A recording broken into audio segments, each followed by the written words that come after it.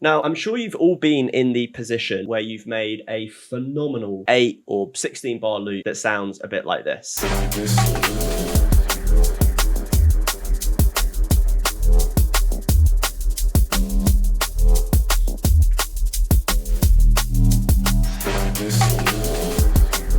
You've probably also been in a position where making a whole song out of it is actually really difficult and you're not really sure why. You've tried copying and pasting it a bunch of times, but then you've still just got the same loop. You've tried adding a whole load of new sounds to make an intro and it just doesn't really work, and then you just don't finish it. And it's really, really frustrating. In this new mini-series, what I'm going to be showing you is, first of all, how can you take a song that already exists by one of your favorite producers and really understand how they built that. So part 1 is going to look at how is this song structured and how do different elements that sound similar or completely different work with one another. Second part of this series is going to look at, well, how can we take this beautiful theory that we've learned and apply it in a real world example based on an 8 or 16 bar loop. And from there, hopefully you're going to learn a thing or two, so much so that you will like, comment, and subscribe. Sweet. What I've done is I've listened to a whole load of different drum and bass songs, wrote a whole load of notes, and from there I've chosen one to focus on. This song is called Misconception by Felov, or Felov. Not really sure how you pronounce it. I know this looks a bit complicated. What I've done is I've marked out, using different channels with kind of blank clips that are all different colors, what is happening in certain stages of this song. Pads are being used in the intro, pads aren't being used here. So it's just kind of representative of what's happening within this song, which is a really good song, by the way. Definitely go and listen to it. So you've got some pads and some hats. There's some other little sounds in there that have just got a whole bunch of echo, but really it's just pads and hats. Now in this little section here, you'll notice that we get more of the pad that's coming through. So what they're probably doing is they're probably controlling an auto filter to then open it up. So then we just have this kind of vocal pop that comes in like this. So this weird kind of background vocal, you can't make out what the words are. And then what we have as we move into the second part, so the second 16th of the intro, is we then have some intro drums, which are pretty much exactly the same as these. They may have cut out some of the low end, maybe a bit of the high end, or just kind of reduced them slightly, but they're basically the same drums. It's still got the same pads. The only additional bits that it has are these kind of like little mid-bass growls and pops and whatever else. So you can hear that woom. So it's just letting the listener know that some stuff is about to go down. And then finally at the end, we've just got some risers, and then we've got this cool vocal sample.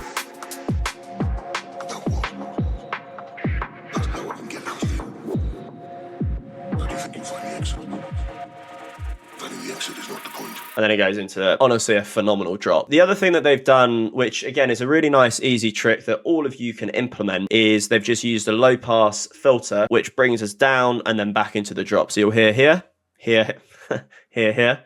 Nice. So lower, boom, boom, boom. They're also including a couple of the synth pops that we'll hear in more detail a bit later on. Bub, bub, bub, bub. Those bits, just to give the listener an idea as to what's to come. Now we get into the first drop. So obviously these drums, they're pretty much the same across the board. Where it's red is where the main drums stop.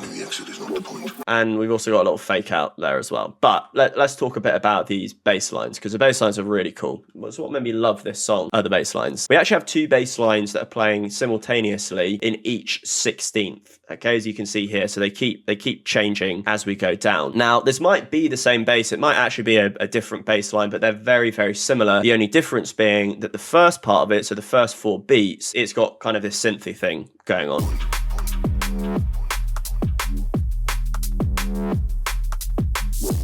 So it's like, it's got this whoa, and then whoom, whoom, whoom, whoom, okay, as we go down here. When we then get to the end of this phrase, we've then got a mid bass that is gonna whomp into the next part, right?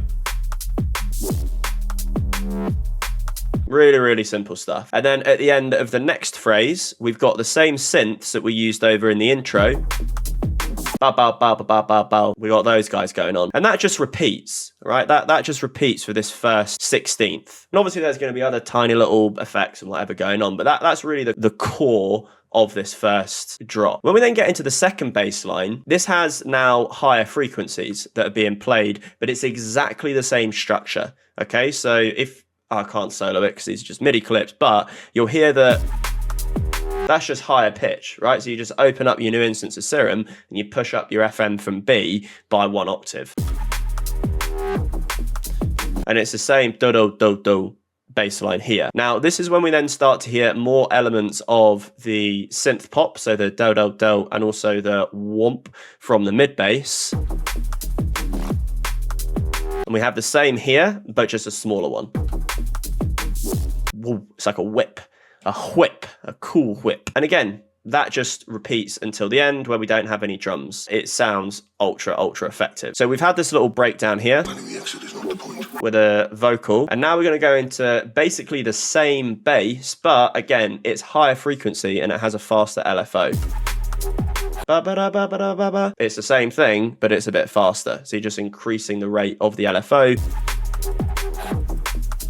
And again, these growls, whilst they may be different, are following exactly the same structure. And then we have this next bass line, which is a stripped back version of all of the others. Still that dum-dum-dum-dum, but the listener now knows that we're going to go into the breakdown. So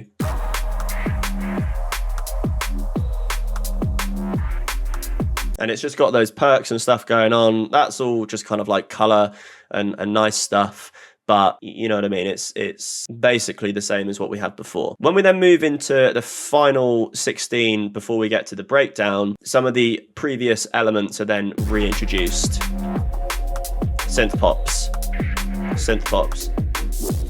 and those little whips.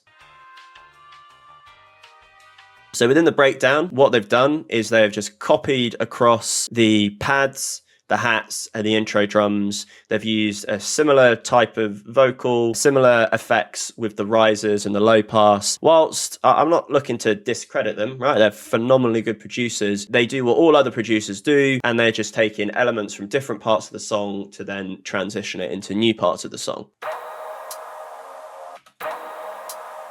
You know what I mean? And then these bits. And then same as this.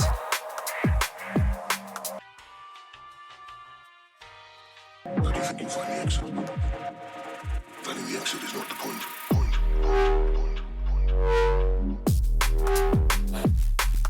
Oh, we've now entered a new territory within this second drop. So first of all, we've had this little fake out. No drums, but it's part of the drop. It's still in time. And we have a new bass line. It's basically the same bass line as before, but they've just slowed it down. Rather than it having the do at the, like we have here, right? So the call and response, what we now have is a new bass, which is a noisy bass. Woo, woo, woo. Very, very break. Then we have the same bass here.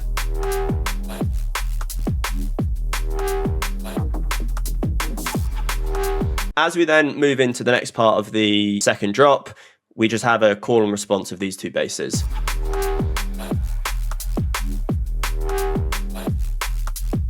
On the fifth bass line that gets played, this is the kind of the most extreme version of itself. So it's got the fastest LFOs, it's got the highest highs when we're FMing from B. This is kind of where the people in the rave are going absolutely insane. And we probably have the same bass line that's being used over here, just in these bits, so that it doesn't contrast with the synth pops. And that's pretty much it for the main drops.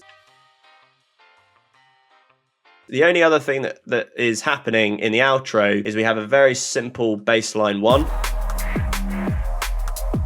which is probably the same as the first one. And then we have the risers and the low pass filters, a couple of these synth pops, and then it goes into the outro.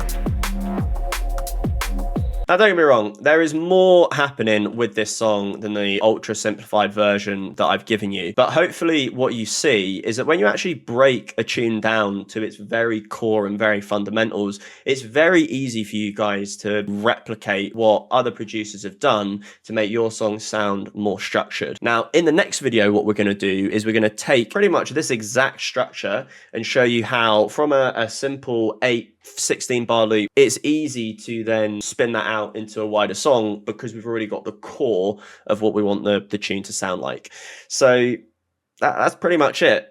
You know, if you've liked the video, let me know that you've liked the video by liking the video. If you're one of the X% of people who haven't subscribed, you know, these people here, go ahead and subscribe. Leave a comment, you know. I like reading them, as I've said before. Oh, and my SoundCloud. My vast majority of stuff that I make goes on SoundCloud. So go and have a little look at that. Okay. One of my subscribers, Profesh, has reached out asking for one of the tunes that wasn't able to be downloaded for a mix because he was just blown away with how good the production and the creation was. So go and check out his mix. I have linked it down below. Sounds really, really cool. And, you know, obviously he saves the best till last.